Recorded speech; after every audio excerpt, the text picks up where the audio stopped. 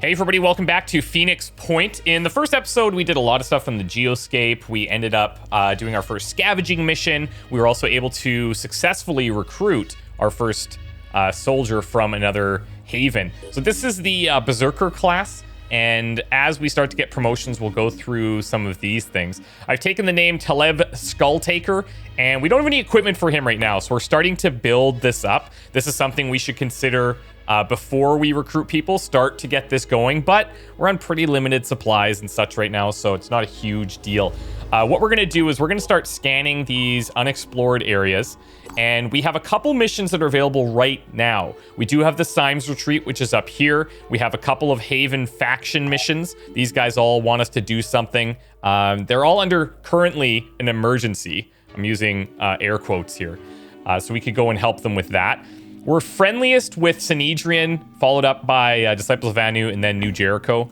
So something to keep in mind as we start to develop our relationships with them. Exploration site. Our operatives report there's some kind of firefight going on in an old factory with lots of small rocket ordnance going off. We're going to investigate. Very nice. As it turns out, there's no firefight. This is an old fireworks factory. Something's disturbed the warehouse and all the stock's exploding. After waiting for the show to end, our operatives move in and salvage what's left. Not bad, actually. Let's take this opportunity to try and manufacture the only weapon that we would be proficient with for that new class. It's melee weapons and handguns. So I'm going to go ahead and whip up this handgun, add that to the queue. And soon enough, the scan here, this area scan, is going to run out. We'll have to set up a new one.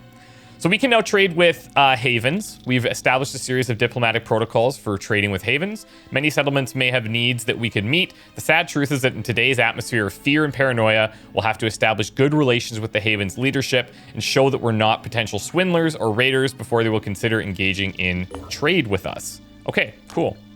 So that's good. We can go and swap some things when we have excess. Okay, area scan's done. Let's explore this zone, and then I'm going to set an area scan way up here to start to uncover this part of the map. We have another haven here, Surabaya 2.0 by Merit Sanoon, and actually, there's a sniper here for 299 food, which I would happily take. Let's fly up here for now. The other Phoenix base is in Western Asia, so I feel like doing area scans up north here is going to be helpful. We finished research on Disciples of Anu. They're a syncretic religion formed out of several previous cults, the Children of the Black Tide, the Holy Disciples of the Xenoglossic Doctrine, and the Order of Anu, by the messianic figure known only as the Exalted. She forged the desperate elements of the cult into a unified belief system built around her visions of Anu, the dead god. The Disciples of Anu leadership follows a strict hierarchy, and access to the Exalted is reserved only for the most faithful. Should we seek out an alliance with her, we should first have to gain the approval of her servants. So the Apostle of the Once-Born, the Keeper of the Threshold, the Voiceless Hierophant, the Blind Legate, the Shadowed Hierarch, and finally, the Synod of Learning. The latter, said to be a compound being of some kind, effectively runs the day-to-day operations of the disciples. Okay. The disciples of Anu were a mystery. Where others saw devastation, they saw hope. Where others saw the end of the world, they saw a new beginning. Their leader called herself the Exalted, and she claimed to believe in humanity. She preached that the human soul was perfect, that the root of our problems was our insufficient evolution. The Pandora virus was a threat, but it was also an opportunity to change ourselves, to become better humans, cool. to mutate. We knew that humanity needed to adapt. There was no other way to survive. The disciples offered a solution, but what was their end game? There was something beyond their hierarchies and their rituals. The Exalted had a secret. That's really cool. If I have a choice between these three factions right now, these guys definitely seem the most interesting. Sanhedrin's pretty cool. They seem to have some advanced tech. And then New Jericho is kind of like the most normal faction. So if we have to make choices between them, I'll probably lean towards the Disciples of Anu and Sanhedrin. But all right, let's go here. Where are we at? Okay, so this is the mission briefing about Randall Symes. Third is private retreat, where we may be able to find additional information that helps us decipher his notes and make sense of his activities. Scans indicate enemy presence. Now, we're not going to start this mission, but what we are going to do is an area scan so that we can start uncovering other sites in that northern section. And we're going to try and do this until we can get some armor and weapons for our other guy. And then we're going to take a mission on. New Jericho is a militaristic organization founded by Tobias West, the enigmatic billionaire founder of Vanadium Inc., ideologically committed to West's values of reason and meritocracy. New Jericho valorizes human will as the foundation of freedom and sees the Pandorans as a threat to the very core of human identity. West is said to have developed a long-term military strategy that will succeed where previous campaigns have failed. Some accuse him of having built a cult of personality around himself. So these are triggering because we have started researching these factions. And once that research is completed, then we get these little cutscenes for them. So let's meet New Jericho. New Jericho was one man's vision, and everything depended on that one man. Before the war, Tobias West had been a billionaire, an elusive, controversial businessman who denounced war even as he profited from it. When the world fell, his empire began to rise. Some said he was a genius, a man of principle, dedicated to equality and merit, fighting to preserve the core of human freedom, our will. They said he had a plan, that he could lead us to victory. Others called him a dictator, a megalomaniac, fearful of infection and obsessed with purity. They said he was willing to do anything to win, no matter the cost. The Phoenix Project needed allies. New Jericho could help us turn the tide, but it all depended on one man. It'll be interesting to see if we learn more about him specifically, because it seems like we're putting all of our belief into the one guy. It's all hinging on him, which is both positive and negative, I suppose. I'll keep this view a little bit closer just so that we can see all these different icons. Okay, little bit scary, but we've been ambushed. So we need to survive 3 turns right now. This is not easy. Threat level's high. We are daytime. Let's go in. We don't have the ability to equip our guy. He doesn't have any gear on. Oh boy. This might be a rough one. Panic soldiers will act upon their basic instincts, usually running away and then recovering some will points. Yeah, we'll see that. Hopefully not us, but this is going to be a very, very defensive mission, I think. We'll have to fight at some point for sure, but I'm really concerned about our new soldier. Okay. So here we are. This is bad news already. We've got a couple of things going on here. So this guy, what's your deal? The Triton class. So he's got a rifle. He also does 10 HP regen to all body parts each turn. He has double perception if you want. So his perception range is doubled. He can see super far. Spawn a cloud of mist around the creature. Okay. Okay. And then we have our Arthrons, which we've seen previously. Now this guy, he's got the shield and he's got the pincer. So they want to come in close. Looks the same as this one. We saw the grenade launchers and the miniguns earlier. So that's at least a good news thing for us, that they're melee range. I would love to be able to get eyes on this guy, perhaps through this window. But yes, actually, we can. Let's take a look. This is not cover at this bench, but these guys need to run to us anyway. Let's see if we can start getting work done on this guy. So this would remove his ability to spawn mist. This removes his regeneration, which would be quite good, actually. We would deal enough damage to destroy that. The arm, he's got the AR-50 over there. I think we're gonna go for him first. Hopefully we can hit this torso. Disable it. Nice. Okay. Now, this is really bad with him. Getting ambushed right now is like probably the worst possible thing that could have happened to us. We do have eyes on here, but it's just with our cannon. I don't know. I mean, we're going to take this shot. We are. If we hit the walls, maybe we can break them. I don't have a better option for him right now. Okay, that can work. That could help our other guys. Potentially. Standing by. Let's see. I'm going to bring you down here.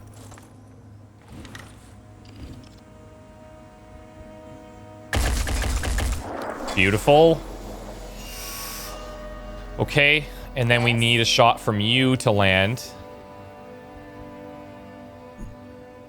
Let's go here. Oh, he doesn't see it from here. It showed. It showed. I can still move, though. It's fine.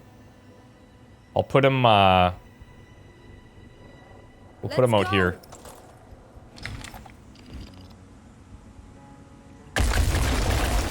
Okay. So their range stuff is down right now. All of these guys are having reduced will because of that guy dying. And we're going to just sit here right now and hope for the best. That's all I got. I'll move these guys as far back as I can if we have any movement points left. Skadden will actually put in front to try and tank with his armor. And then we'll have to find an evac zone as well. Okay, we're getting hit from behind potentially. It's the pincer variant, so that's good.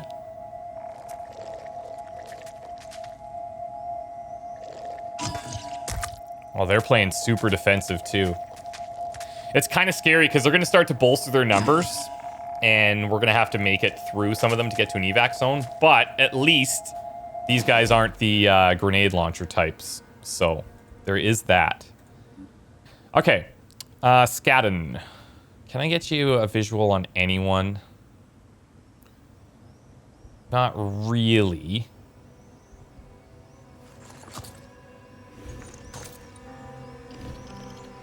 Let's see. Oh, he did hit. Very nice. Very nice. Got rid of that shield. So we can actually just take a couple of shots here. Of course, this thing is blocking us. What about our other assault? Do we have line of sight there? Confirming target. There we go. I don't think we need to zoom here. Man down. The shield we kind of want to be able to work around. It's not covering their entire body. So if I can, it would be nice to get a shot off from one of their sides, but they're doing a pretty good job of just saying, hey, I'll give you the shield, but nothing else. Preparing to fire. Oh, that's dirty. I guess we go for the pincer here. We did destroy it, so he's pretty well useless. And if we wanted to, well, he doesn't have anything. We can't do anything with him. It's unfortunate. Zooming in. That's not a great option. I'll fire a couple of shots down here. No dice. Okay, you be cool. And I guess we'll do the same with him. The other option is that we bring him up here, but I don't think we have the damage output to kill him. And then he's in a kind of a flanked... you know what? Let's maybe go down here and take it. That way we're not as close. Engaging. We'll have to expend a lot of energy to get down here. The lowest armor part is going to be his head. Maybe we go and try and disable the arm. Make the best of a bad scenario. Oh! One more I don't know what we blew up back there.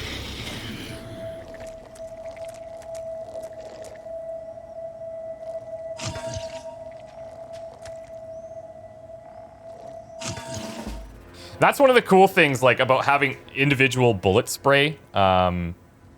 It's really neat that when they stray, they can hit things that you're not expecting. Okay, this guy having the shield right in front of us is not ideal, but I will try Moving to coordinates. and hit him with the cannon. Very nice. This is actually going very well right now. This is good. I've had some pretty bad ambush missions in my tests. That's a kill. Okay. I might want to take a shot Ready to engage. down here. We do have the arm. We've got the pincer potentially, but it could hit the shield. Or it could whiff on that left side too. Also a thing.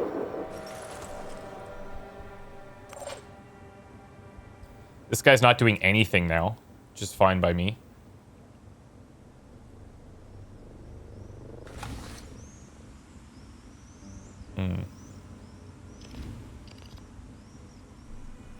Let's see if any of these shots land on the already broken arm, but anything that goes through this gets his normal HP. 30 damage, not bad. We'll try it again. Could go for the leg, actually. A little bit of a larger target. And then let's let her buck from here, too. Beautiful. Okay. So now, okay, this is scary. So now they're starting to bring in the reinforcements. Some real weapons. Pincer back here. Pincer and shield, pincer and shield. This guy, he's the one we need to target. And here's another one too, actually. Okay, now we need to try and evac. Where is our evac zone? Back here. Not bad. Actually.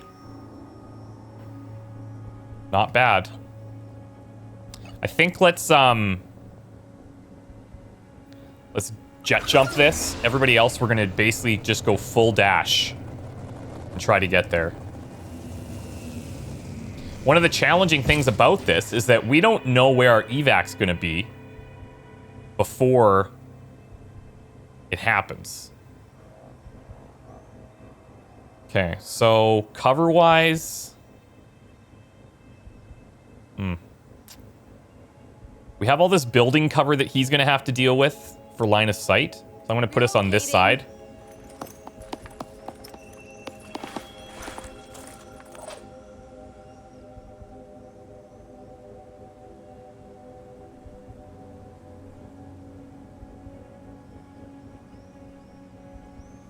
Jeez. I don't love what's happening here, but again, we'll try to utilize this building as line of sight blocks.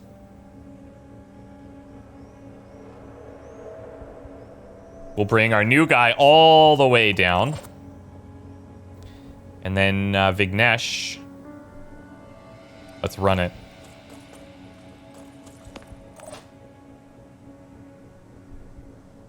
I'm going. Okay. We should be fine from all the melee guys. It's the ranged ones that just came in that are giving me slight concern.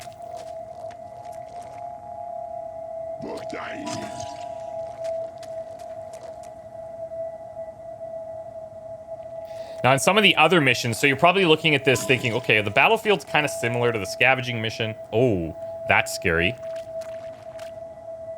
He made it pretty far there, but I don't think he's going to have any action points left. Okay. You might be thinking this is similar to the scavenging missions layout, but there are battles that are in cities and all sorts of cool different locations. So let's see. This thing I want to show you, if we can.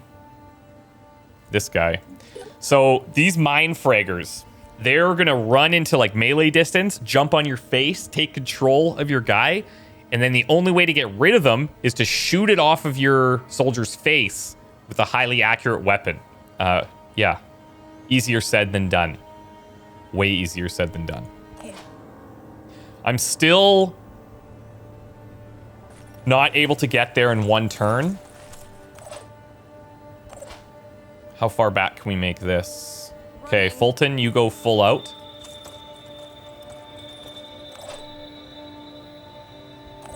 We'll send Skadden.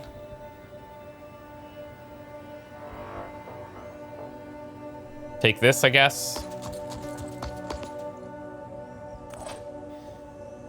Skulltaker can go. Doesn't have any weapons anyways. I was actually resigned to the fact that we might lose him here. And then maybe we'll just set up an Overwatch if something gets close. Like maybe that mine fragger. But I don't think they can reach us.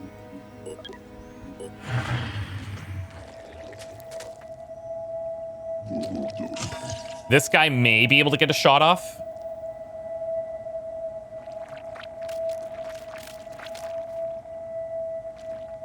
Yep. Okay, this thing tanked most of it for us.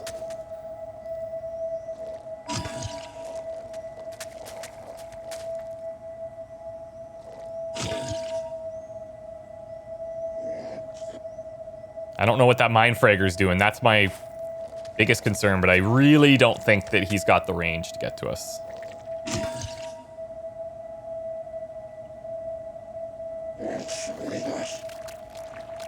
Well, he might fire a shot off here.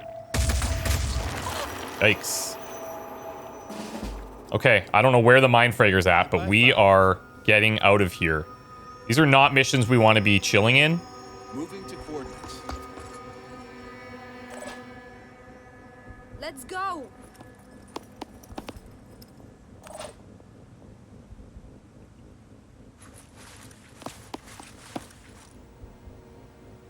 Okay. Boom. Let's get everybody out. For an ambush mission, all things considered, not bad. Not bad. We might get enough XP to start getting some promotions, which would be really nice to go through some of that. There we go. There we go. That's actually a ton. So look how much XP we got just for surviving the ambush and evacuating all of the operatives. That's massive. That's really, really good. We took somebody up to level 3. So let's go in and explore that a little bit. And I think that that will be pretty helpful to understand what we're working towards long term. And then what I'd like to do is I'd like to try and do the episodes where we're starting with a mission. We kind of build out the plan similar to how I do for XCOM. And then when we start the next episode, we're boom right into a mission. And then the geoscape stuff comes after. That would be the ultimate plan there. Okay, first things first, we're going to send these guys back to base. And we're going to start regenerating. Because we took a little bit of health damage and then some stamina. But we unlocked some new research on Tritons. Humanoid in basic form, Tritons have unusual secondary arms and some unusually specialized mutations. So we're going to do this. These autopsies are cool because they're going to unlock new weapons that we can use, and that's going to be quite helpful. Let's see. Let's go ahead and do some of these level ups. So Skadden, he is level 2 now. Let's go into his training here. So his personal skills down here, he's got 20% range when using mounted weapons, something we don't have access to yet. He's got handgun proficiency that we could unlock, and we've got Gym Rat, a +2 to strength. This is actually really nice because he needs to be our tank. Notice, he's got 50 skill points that he can use on his own, and he can also pull from the Phoenix Point pool of 18. If we look at Catherine, she's got 50. 100 here on Kassandra because she got the 50 from the first level and then 50 from the second. And then Vignesh is 50 as well. Okay, so we're going to go ahead and grab Brawler. And you're looking at this, you might be like, okay, bash and melee attacks deal 50% more damage. Is that good? It's not that good with his current build. However, it's only 10 skill points, and he does have the ability to bash with his weapon if we get in close enough, so we'll take that. But now, what do we do with the rest of these points? This is where we get into strength, willpower, and speed. So strength determines your HP, how much you can carry, and how far items can be thrown. Willpower is kind of like your usable points in a mission that you use for some of these specific perks. His jump ability on his torso gear, as an example, uses up some willpower. And then speed determines how far you can move in a turn. So what I'm going to do, I'm going to tank him up a little bit. Notice every time this hits an even number, this will increase, and that's what actually improves his strength. So if we go here, 16, he's at 8 there, 9. And I'm going to remove 2 from there. We're going to put some into his speed because that's really limiting him. And then let's give him a skill point as well, because we want to make sure that this doesn't fall too far behind. Eventually, we want a bunch of skill points to be used. Now, look at his level 7 ability as an example. Shoot with a proficient direct fire projectile weapon using all remaining ammo in the weapon's magazine. So he just like empties everything on somebody for tons of damage, which could be crucial. It will be crucial. Okay, so Marshall is leveled up. Catherine Cat McCall. Hers is pretty good. Overwatch cost is reduced by 1 action point. So instead of having to utilize 3 for her sniper rifle action, she'll be able to do it in 2. Proficiency with melee weapons at 10%. That's not a great personal ability. Additional 20% damage in using rifles and handguns is really nice. Now, I don't think rifles count as sniper rifles. I think that's just your regular assault rifles, but I might inquire and ask about that. Handguns, though, she does use. And although we haven't been using them a lot yet, there's a lot of scenarios where we'll want to because it's only 1 action point to use. So she gets an additional 20% damage from that. That's pretty nice. And then her other one is throw at 50% distance. Maybe. But we're going to take extreme focus. And then for her, I'm not going to increase her strength right now. She's always kind of staying in the back. But what I do want to do is I want to maximize her speed so she can be more mobile and access more lines of sight. So let's leave it at this. Kassandra. So she's got dash now. This is a good ability. It doesn't cost a lot of willpower to use, and you can trigger it at the end of your turn or at the beginning of your turn, and it doesn't chew into your normal action points. So this gives her a move to a target position within half of the normal movement range for 10 SP. And then return fire. We've seen a couple times where we take a shot at an enemy and they're shooting back at us. And that means that we'll have that same thing. So if she's in range, enemies are shooting, she'll take a shot back if they're within half perception range.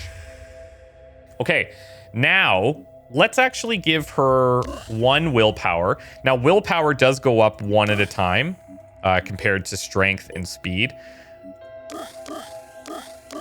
Let's tank up and we'll increase speed a little bit, and then let's throw an extra 1 into willpower there. I think that's pretty good start. Vignesh, he's got dash as well because he's an assault. We should show you her character abilities. They're all at the high end, which is interesting. Expert mounted weapons, which you don't have access to. Proficiency with PDWs at plus 10% accuracy, and proficiency with heavy weapons at 10% accuracy. Could be interesting depending on what weapons we have, but we don't need to make those decisions right now. Vignesh, his character abilities are an additional 2 speed. That's pretty nice because in order to get 2 speed right now, we have to invest like 4 times here. Additional 20% damage when using rifles and handguns. That's very good for him. And proficiency with sniper rifles. See, they do separate it at 10%, increase of 10% accuracy. Cool. So let's do a couple points in each of these. Tank up, run faster. And then Talev, don't worry, buddy. We'll get you some gear sooner rather than later. If we wouldn't have been ambushed, we'd be able to throw these on, but we couldn't. That was a bit unfortunate. But that's okay. For now, he's got gear, and hopefully we don't get ambushed again anytime soon. Okay, so we're manufacturing body armor. What else? We're also doing the Cypher handgun for him. The Arthron autopsy is going to come in a day and a bit. So let's at least go until that's done. And then we might go and do the Symes retreat. But let's just see what happens when we get actual weapons. Okay, the Exarch Blues, Uma. Exarch Jen of Uma is desperate. A lot of her Haven's ordinary machinery is breaking down, but the Haven's Anagnostes has taken all the spare parts for his hallowed machines. It's a funny thing being an Exarch, she tells our operatives.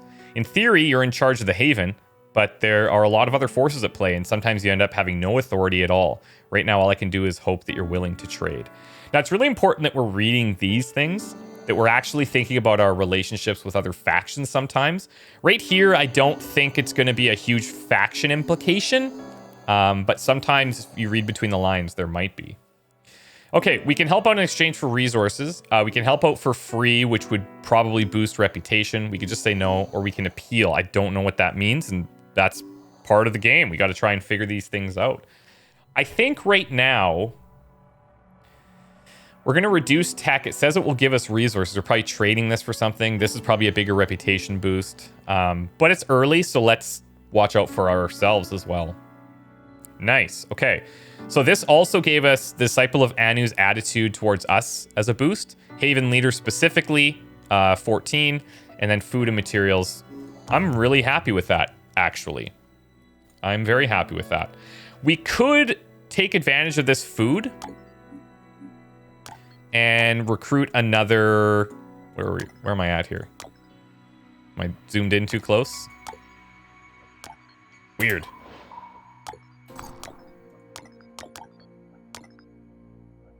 I can't click on it for some reason. There we go. Oh, nice. Okay. So, Humio Shook Knight Coco we could get. He's an assault, which is like, you know, it's not sexy, but it's not bad. We could grab another heavy here if we wanted. What else do we have available? We've got a sniper down here. I actually think another sniper would be pretty cool. They don't have like all of the damage output, but accuracy right now seems to be pretty crucial. Let's go down here. Okay, interesting. This is great. We have a Haven under attack. And we can delay this for a bit. But I don't think we're going to have enough time to get down there and do this. So let me sit here and we will pass time. Notice that this little red bar is going to start to move. Okay, everybody's healed now. And once that's complete, we can't help anymore. So we should try and help these guys, but it's going to be pretty tough. I will have body armor in 3 hours, but beyond that, I think that's probably going to be about all we'll get out of it. The handgun's not going to be done in time.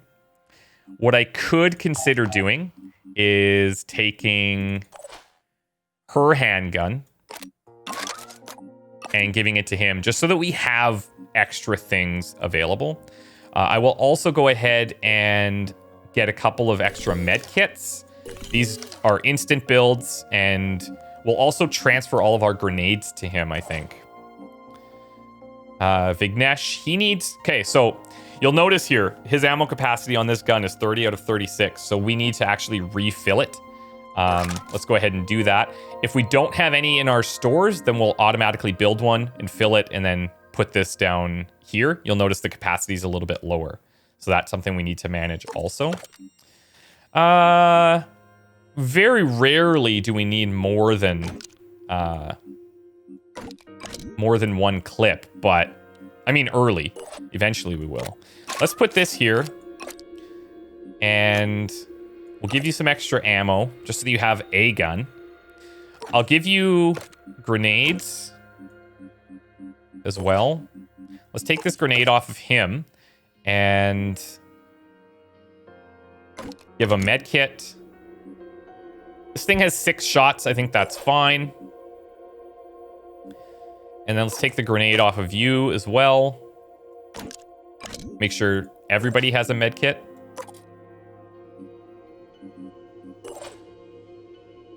Vignesh has a couple of them.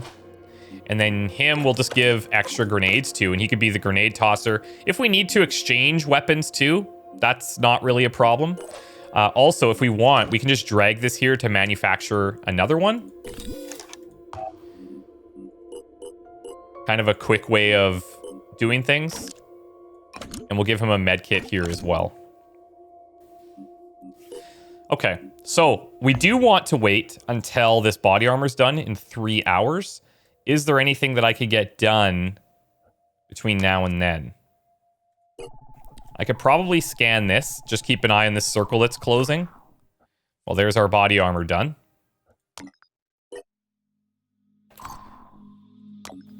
I might be pushing it a little close here. I might be pushing it a little close. So... Telev.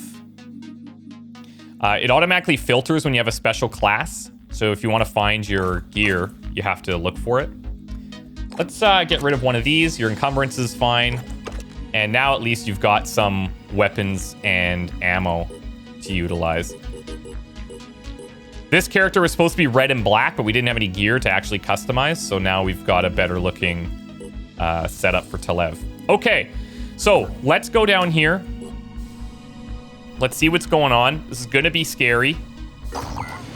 Haven's under attack. Threat level is high. It's at night. The attacking strength is 3, and the defending strength is only 1. So that's not amazing. Intervene to eliminate the threat, protecting as many civilians as possible. If you're successful, you receive a reward from the Haven. So in some situations, we are going to have to defend a big part of their facility. In this situation, we're going to be protecting fragile little civilians. We might be able to be successful here, but that attacking strength kind of scares me. The threat level rating kind of scares me, but we're going to do our best, and we're going to toss a ton of grenades, hopefully, to expose our enemies and try and take them out. So, okay, let's take a break here for today, and ideally, going forward, we'll try and start the episodes with a mission, ideally. The first one, there's a lot to go over in the Geoscape, and sometimes there might be a lot of Geoscape stuff, but if we do it after the mission, then I feel like that's a better setup. Anyways, wish me luck. We'll see you guys very soon, and talk to you then. Bye now.